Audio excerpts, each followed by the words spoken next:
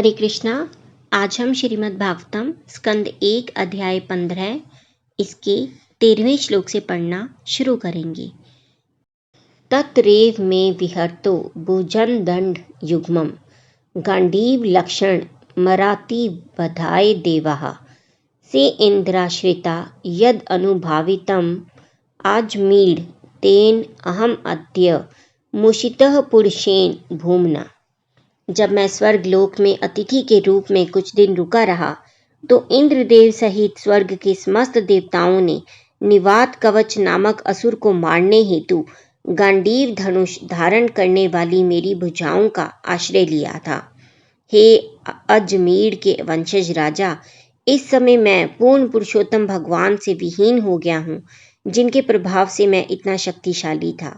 तात्पर्य: स्वर्ग लोक के देवता निश्चय ही अधिक बुद्धिमान, शक्तिमान तथा सुंदर होते हैं, तो भी उन्हें अर्जुन से उनके गांडीव धनुष के कारण सहायता लेनी पड़ी, क्योंकि गांडीव धनुष भगवान श्री कृष्ण की कृपा से शक्ति संपन्न था। श्री भगवान सर्वशक्तिमान है और उनकी कृपा से शुद्ध भक्त उनकी इच्छा के अनुसार शक्तिमान हो सकता है, जिसकी कोई सीमा नहीं होती है।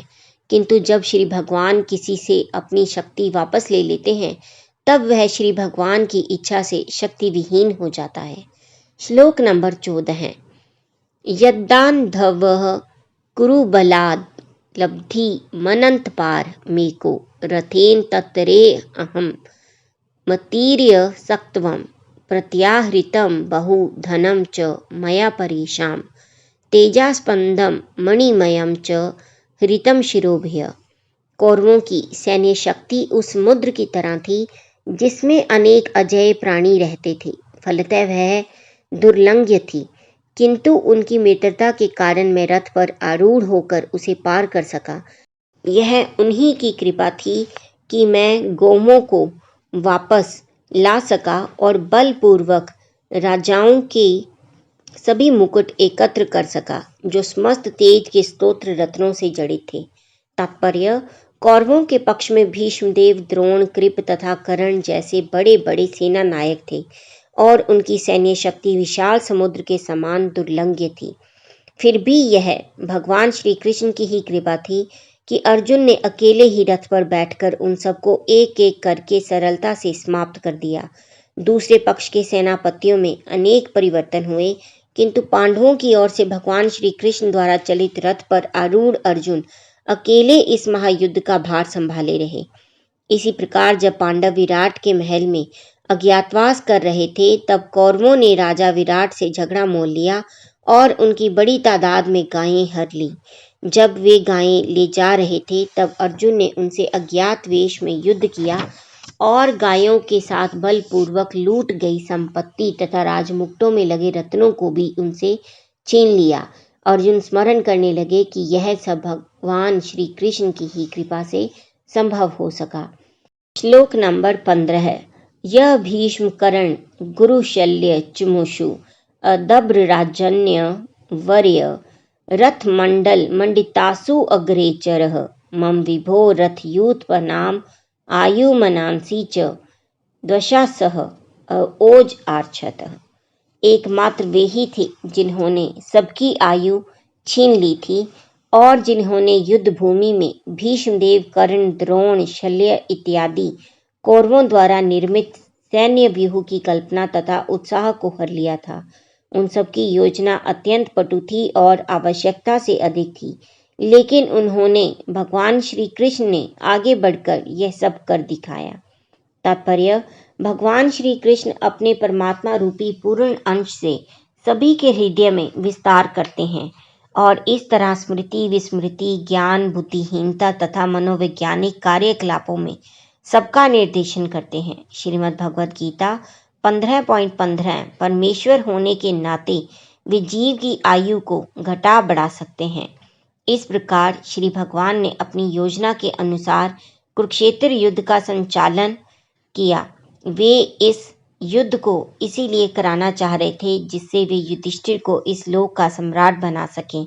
इस दिव्य कार्य को सुगम बनाने हेतु उन्होंने अपनी परम शक्तिमान इच्छा से विरोधी पक्ष के उन सभी लोगों को मार डाला विरोधी पक्ष में भीष्मदेव, द्रोण तथा शल्य जैसे महान सेनापति थे।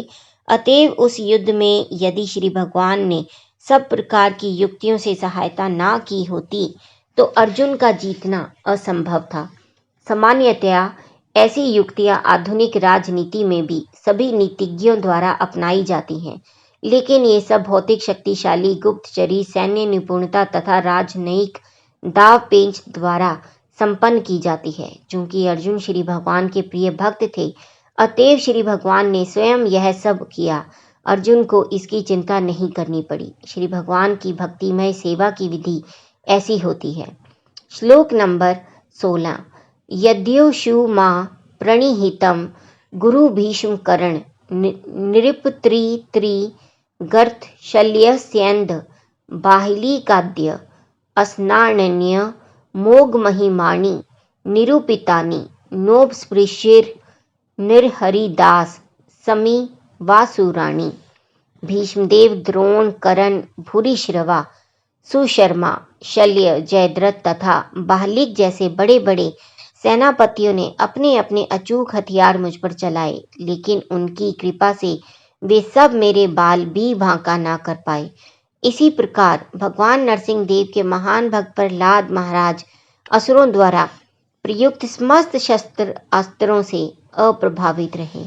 तात्पर्य: प्रहलाद महाराज नरसिंह देव के महान भक्त थे। उनकी कथा श्रीमद् भागवतम के 7वें स्कंद में दी गई है। प्रहलाद महाराज अभी 5 वर्ष के नन्हे बालक ही थे कि वे अपने महान पिता हिरण्यकशिपु के क्रोध के पात्र बने, क्योंकि वे श्री भगवान के शुद्ध भक्त थे। असुर पिता ने अपने भक्त पुत्र प्रहलाद को मारने हेतु सभी हथियारों को आजमाया, लेकिन श्री भगवान की कृपा से वे अपने पिता की सभी घातक कार्यवाहियों से बचते गए। उन्हें जलती अग्नि में, उबलते तेल में, पर्वत की चोटी से नीचे, हाथी के पांवों के नीचे फेंका गया और उन्हें विष भी दिया गया।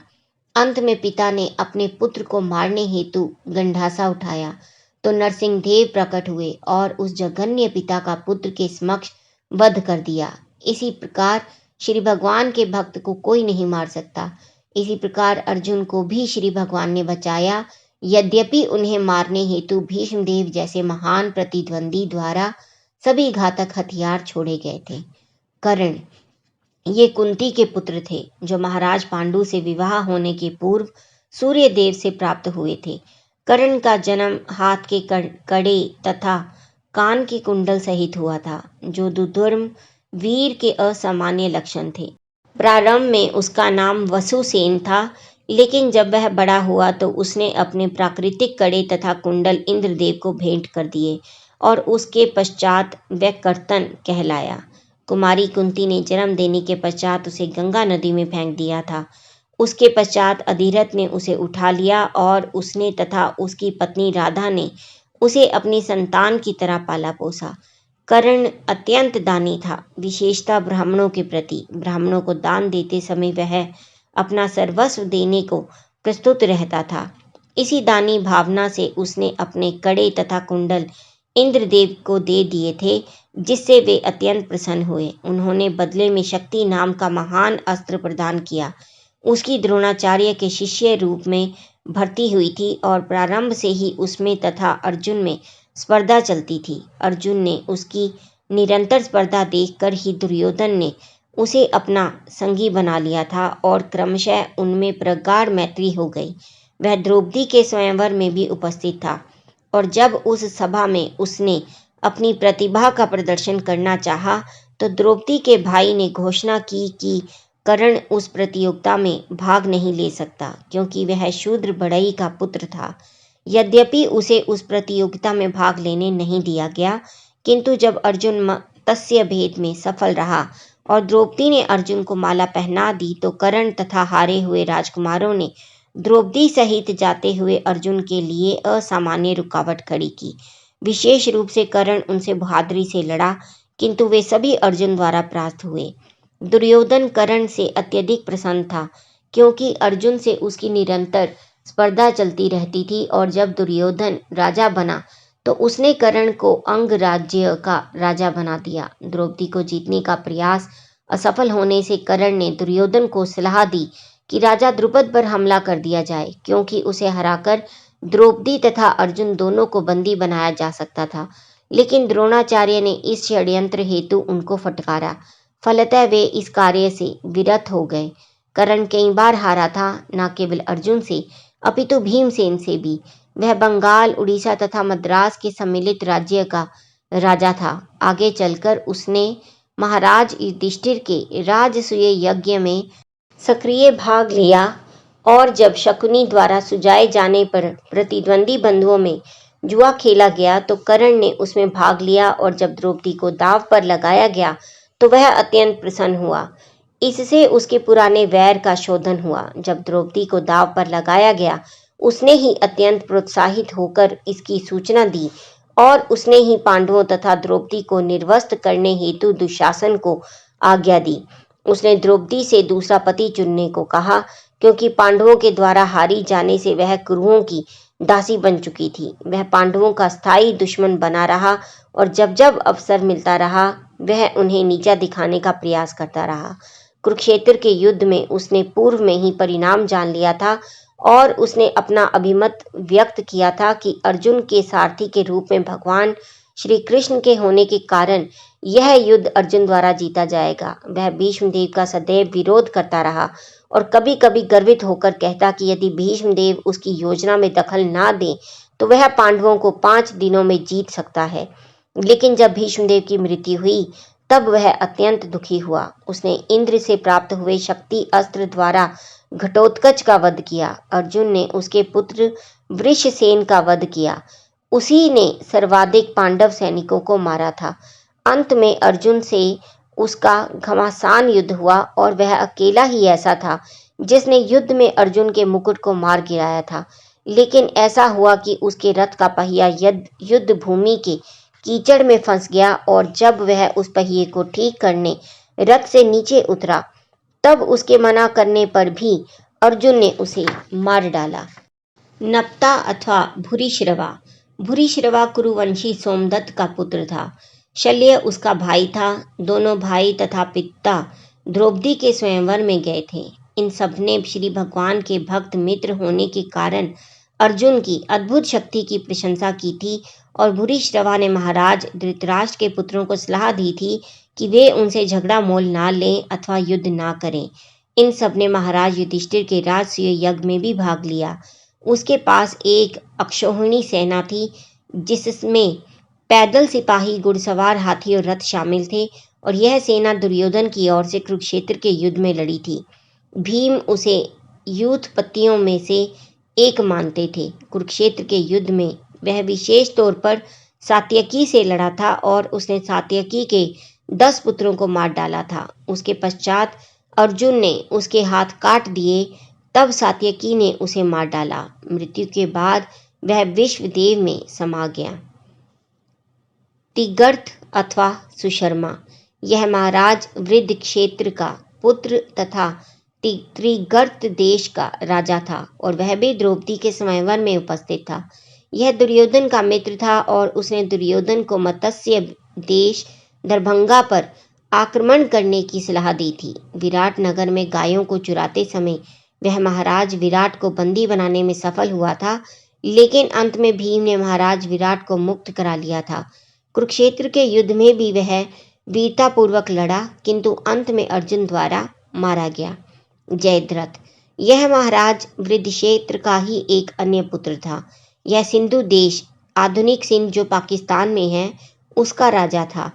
इसकी पत्नी का नाम दुश्शला था। यह भी द्रौपदी के स्वयंवर में उपस्थित था, और उससे विवाह करने हेतु बहुत उत्सुक था, किंतु प्रतियोगिता में असफल रहा। किंतु तब से वह हमेशा द्रौपदी के निकट आने के अवसर की ताक में रहा करता था। जब वह अपना विवाह करने शल्य देश जा रहा था, तब उसने रास्ते में काम्यवन में एक बार फिर द्रौपदी को देखा, और वह उसके प्रति अत्यधिक आकर्षित हो गया था। तब अपना राज्य जुए में हार कर पांडव तथा द्रौपदी वनवास में थे, और तब जयद्रथ ने अपने संगी कोटिशस्य द्वारा अनुचित तरीके से द्रौपदी के पास संदेश भेजा।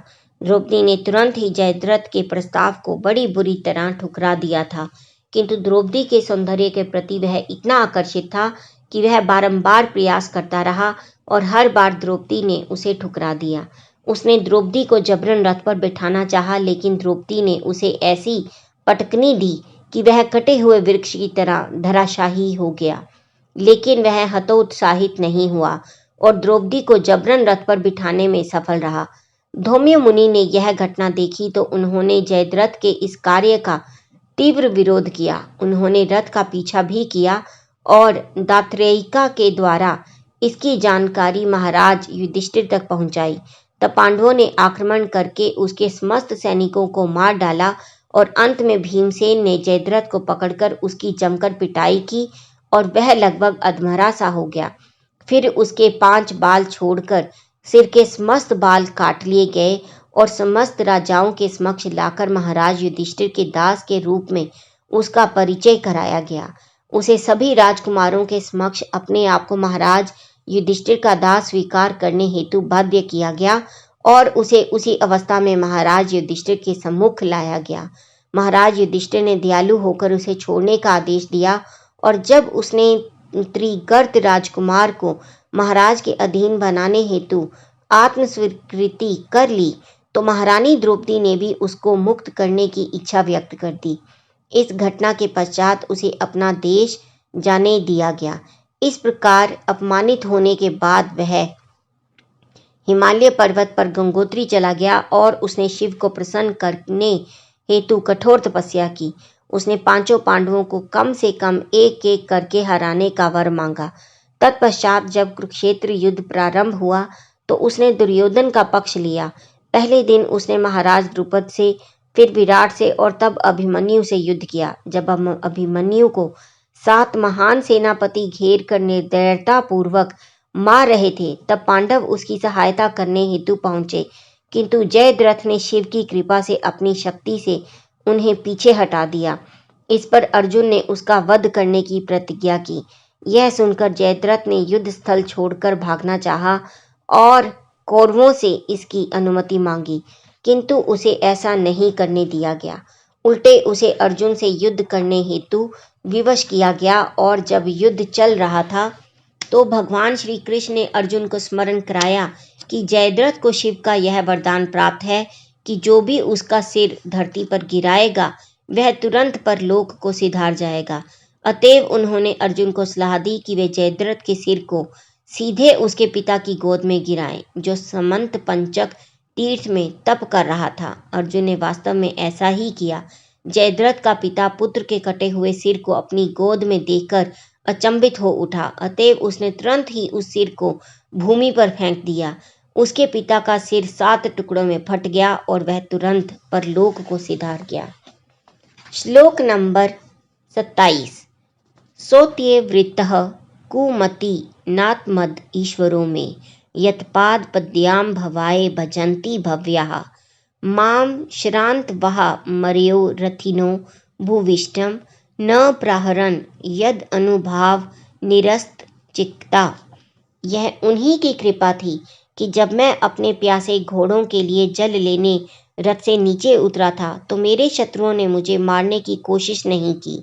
यह तो अपने प्रभु के प्रति मेरा असम्मान ही था कि मैंने उन्हें अपना सारथी बनाने का दुस्साहस किया, क्योंकि मोक्ष प्राप्त करने हेतु श्रेष्ठ पुरुष उनकी पूजा तथा सेवा करते हैं।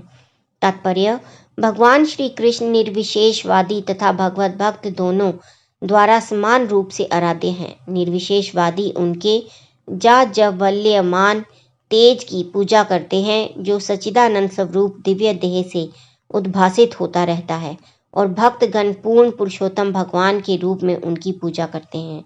जो मनुष्य निर्विशेषवादियों से भी निम्न हैं वे उन्हें महान ऐतिहासिक पुरुष मानते हैं, किंतु श्री भगवान तो अपनी विशिष्ट दिव्य लीलाओं द्वारा सबको आकृष्ट करने हेतु अवतरित होते हैं, और इस प्रकार वे पूर्ण स्वामी, मित्र, पुत्र तथा प्रेमी की भूमिका निभाते हैं। अर्जुन से उनका दिव्य संबंध मित्र सख्य भाव का था, अतएव उन्होंने अपनी भूमिका पूर्ण रूप से निभाई, जिस प्रकार उन्होंने अपने माता पिता, प्रेमिकाओं तथा पत्नियों के साथ किया था।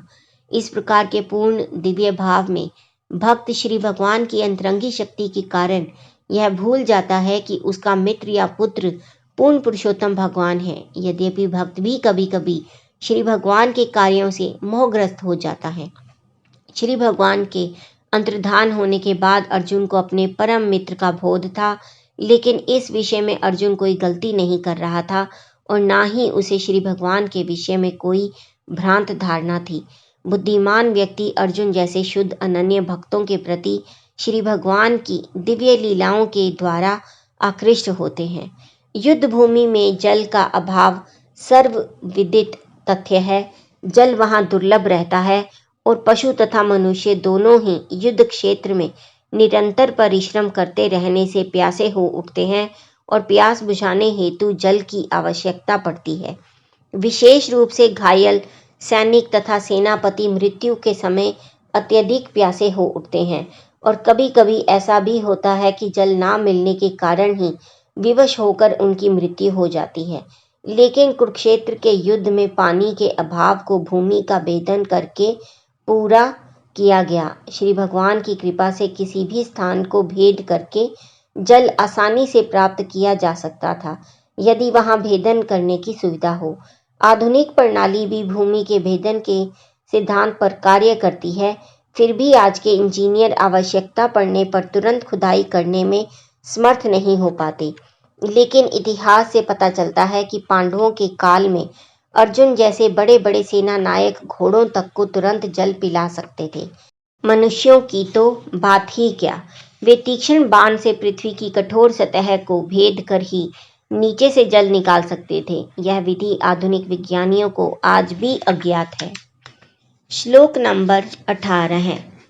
नरमाणी उदार रुचिर स्मित शोभितानी हे पार्थ हे अर्जुन सखे कुरुनंदन इति सलिप्तानि नरदेव हृदि स्पृशानि स्मर्तु लुठन्ति हृदयं मम माधवस्य। हे राजन, उनके परिहास तथा उनकी मुक्त बातें अत्यंत सुहावनी तथा सौंदर्य से अलंकृत होती थी। हे पार्थ हे सखा हे कुरुनंदन कहकर उनका पुकारना तथा उनकी समस्त सहृदयता की अब मुझे याद आ रही है और मैं अभिभूत हूँ। श्लोक नंबर 19।